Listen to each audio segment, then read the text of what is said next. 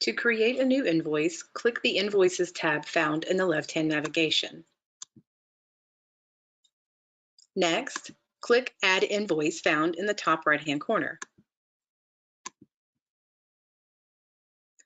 Next, notice that the invoice is placed in a draft status. Now you may choose to enter the details of the invoice. The customer name is first, and you may choose to add a new customer at this time or choose from existing customers that you've preset within the customer's menu. You can just enter the first few letters of the customer's name and then choose the customer from the list. Once you choose the customer from the list, any details that have been entered at the customer level will then automatically appear and default into the fields that you see here, such as the mobile phone. You may also choose to enter an email address. An email address may be entered to email the invoice to the customer. A phone number may be entered to text the invoice to the customer. Now you can enter billing and shipping information. I'll just choose the plus sign and then choose from the existing billing information that I have saved for this customer, and I'll do the same for the shipping information.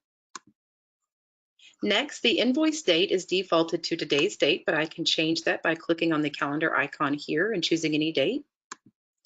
The due date is automatically set to net 30 days. However, I can choose the calendar icon here and choose any of the predetermined terms such as net 15, 30, 60, or 90 days out, or upon receipt, or I may choose any custom date by choosing the date from the calendar.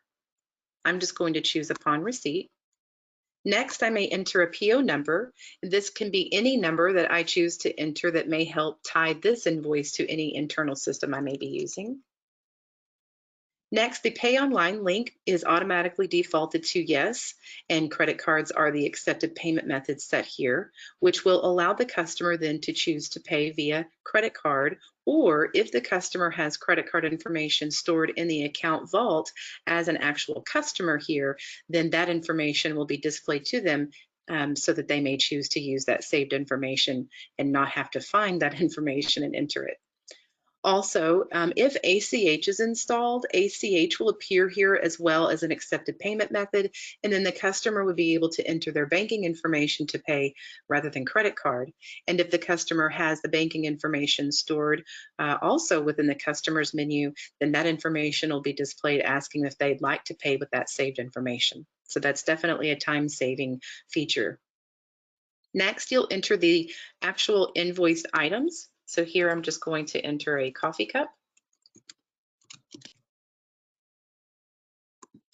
And I'll just enter a description as large.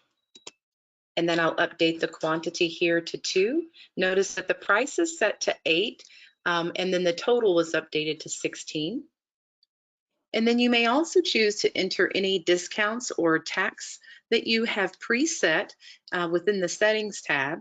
And you can choose to do so just by clicking on the chevron or the arrow that you see here. And this will then show you any of those taxes that you can choose from, as well as any of the discounts. Next, you can enter a memo. This will be visible to your customer.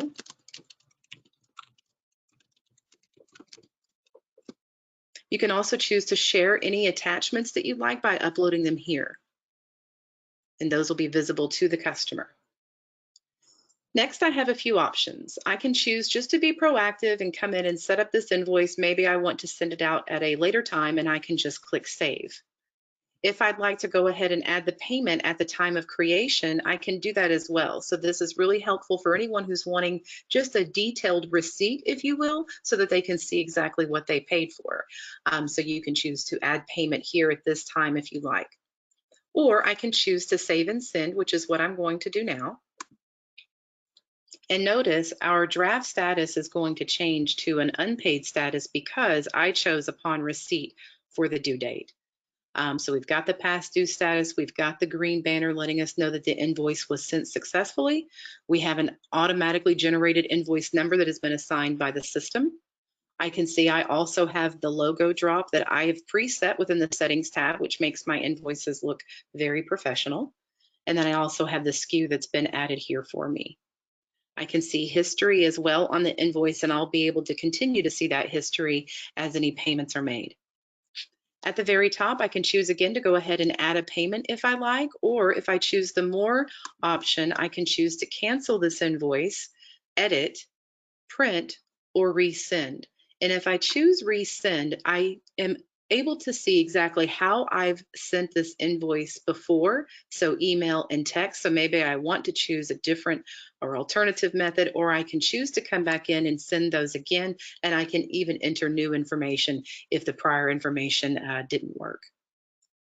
So once that's done, I can then also just go ahead and go back to my invoices grid here, and I can now see the invoice that I created. It's set to a past due status with the invoice date and terms upon receipt.